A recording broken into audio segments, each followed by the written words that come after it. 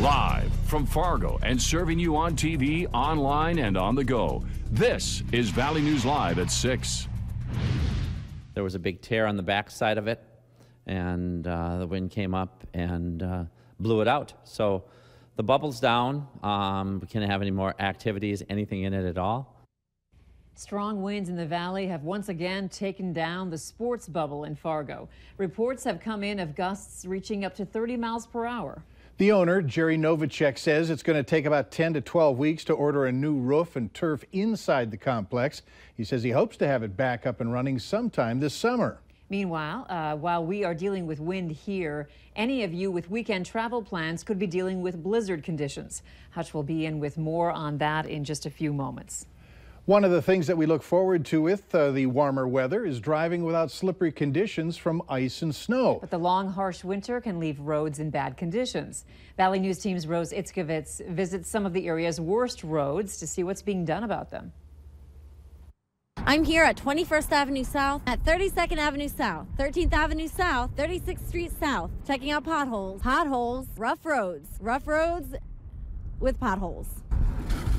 It makes our vehicle dirty, and we don't like it. Dixon Adam, a taxi driver in the area, says he's getting pretty good at avoiding the rough roads, ravaged by the long winter weather. Case in point, I caught him as he was driving through this parking lot to avoid the car killer that is 36th Street, the frontage road running along I-29. Fargo Public Works Director Ben Dow says that's one of the worst roads in town. He met me at another machine murderer, the frontage road at 21st Street South. We're having a lot of significant issues with our roads this year.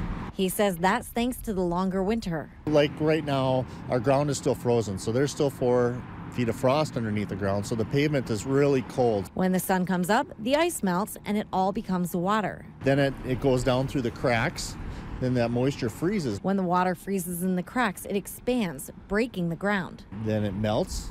The moisture goes away, and then there's a depression. That is depressing. But he says projects are scheduled. Because of the late spring, they're not able to get started because the frost isn't out of the ground and, asphalt isn't available yet. The delay in the asphalt plant opening also has to do with the weather. Asphalt has oils in it, and when it's cold out, you can't get the oils moving. They don't flow. Dow says temps should be in the 60s before using it. In the meantime, they have a temporary mix. It's more of a throw and go. Try and fill the hole for as long as possible. Until we get to look forward to the construction season ahead. In Fargo, Rose Itzkovitz, Valley News Live. Moorhead Public Works tells us that, like Fargo, it has been temporarily patching its worst potholes and repatching them all season. They say the cold patch material serves as a Band-Aid until the asphalt plant opens up. Winter storms are slamming parts of the Midwest. Heavy snow bringing blizzard conditions to eastern Colorado, and high wind warnings have been issued for the region. The warnings are in effect until midnight, with gusts of up to 65 miles per hour expected. The powerful storm is making travel quite difficult, with zero visibility in some areas. Further north, like near Rapid City, South Dakota, the weather is very similar. Snow is falling, with several inches expected to accumulate. We here in the FM area, we've been able to dodge that bullet and just have had to deal with the high winds. So let's go to Hutch right now to find out what we can expect tonight. Well, for our area, we can't rule out a few flakes of snow, but by and large, this system passing to the south of us. As you look near the South Dakota border from Sisseton through just south of Aberdeen, the deep blue colors showing even some thunder snow taking place down there. Very rapid snowfall accumulations closing Interstate 29 south of the border, also Interstate 90 through portions of South Dakota unpassable. It does look like the storm is spreading into parts of central Minnesota right now, but rain south of the Twin Cities will bring the chances for snow in their area as we go through the late night hours. Wind gusts, as you mentioned, very strong. It will be windy all night. And tonight, in the overnight hours, will bring our best chance at any snowflakes at all as temperatures dip into the teens and 20s by your Saturday morning. So travelers be advised, a dangerous storm system down to the south, blizzard warnings there through southwest Minnesota. Winter storm warnings through the Twin Cities could impact travel even by air. We'll keep you updated on what we're expecting now that we've missed the majority of the snow from this system here in just a few moments. All right, thanks, Hutch. And make sure you have the Valley News Live Storm Team weather app. This is also that you can keep up with the weather anytime, anywhere. You'll get the latest forecast and conditions so you can plan your day. Just search VNL Weather in the App Store. Download it for free. Charges have been filed against an 18-year-old in connection with a robbery at a Grand Forks fast food joint. 18-year-old Caleb Rose of Grand Forks now faces robbery charges. Police say Rose robbed the KFC in Grand Forks in early March. They used these surveillance pictures to track him down. Conspiracy to commit robbery is a Class B felony and has a maximum penalty of 10 years in prison, a fine of $20,000, or both. A nationwide search is on for a Minnesota woman wanted for allegedly killing her husband. She's also a person of interest in another murder in Florida. Investigators believe 56-year-old Lois Reese shot her husband to death in Blooming Prairie, Minnesota. This happened back in March. Then she went on the run.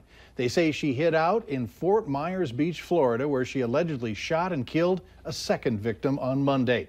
Deputies say the two women looked alike, and they believe that Reese targeted Hutchinson so she could steal her identity using her credit cards and ID. Investigators believe that Reese is now in Texas driving a 2005 Acura TL sedan and using the victim's identity. She's facing a second-degree murder charge in Minnesota for her husband's death. A Moorhead woman says she is not guilty of multiple charges stemming from a fatal crash last summer. Police say 26-year-old Chelsea LaCroix is facing 4 charges, including manslaughter and aggravated assault. Court documents say back in July, LaCroix was driving a stolen Chevy Cruze in North Fargo at a high rate of speed, lost control, and killed one of her passengers. LaCroix will be back in court in mid-June. President Donald Trump has signed a bill into law that U.S. Senator Heidi Heitkamp helped introduce. The Stop Enabling Sex Traffickers Act will try to crack down on websites facilitating sex trafficking. Several members of Congress were in attendance during the signing, as well as sex trafficking victims. Senator Heitkamp says those websites will now face punishment for their disgusting role in facilitating human trafficking. The senator adds that we need to stay vigilant as we help fight victims in North Dakota and across the country. This is my first time, and it's awesome. This is what it must be like to be like a sea dragon or something. Today, some 8th graders were gearing up for scuba diving and learning what it's like to be an astronaut. The students from Ben Franklin Middle School were first transformed into scuba divers.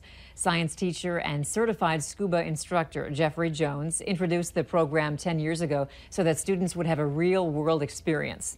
The students got to spend dry classroom time learning diving protocol and safety measures, and today they got to turn those lessons into some real-life experience. They get to feel physics in action. So Boyle's Law, Henry's Law, they get to feel this. Just look at the smiles on the faces out here, and I think they're a lot more engaged when they get to do stuff like this, absolutely. The students are also studying the effects of gravity on motions within the solar system, just as NASA astronauts do during their underwater training time to prepare for spacewalks. There's a twist in the story of allegations of abuse against a Pembina County Sheriff's deputy. That story is later on Valley News Live at 6. A Fargo student sure knows his way around. Up next, what state honor he earned for the 2nd year in a row.